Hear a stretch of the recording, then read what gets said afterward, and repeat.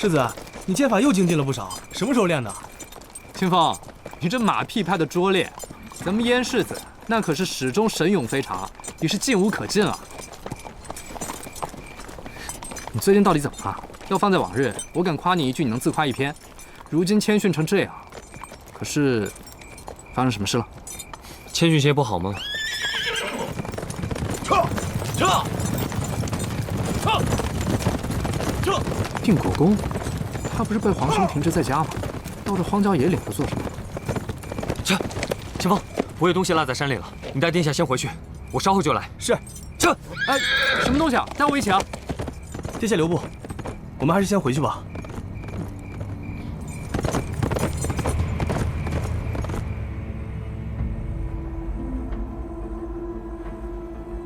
给我一个不杀你的理由。玄宁只是路过，并非故意，也不想打听先生的秘密。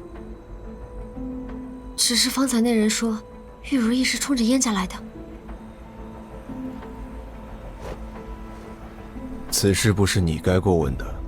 燕灵的事就是学生的事。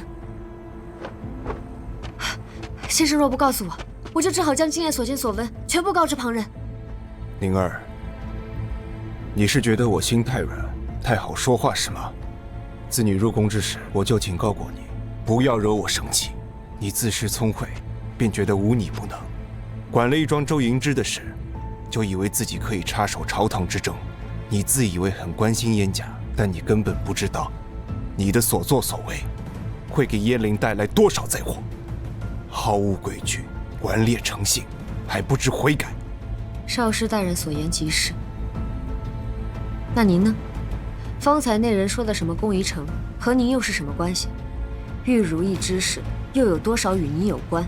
给燕家招祸的究竟是我，还是你？啊！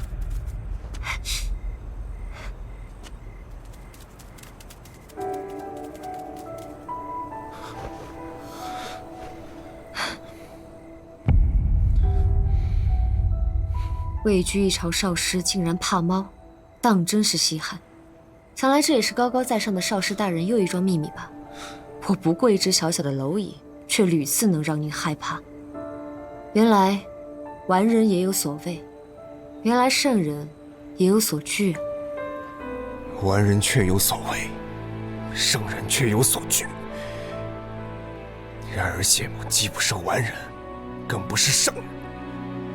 江雪宁，你凭着自己有点小聪明，从不肯掩饰锋芒。可你该记着，如果一个人不愿触碰某样东西，未必全是畏惧，也有可能是痛恨、憎恶之极。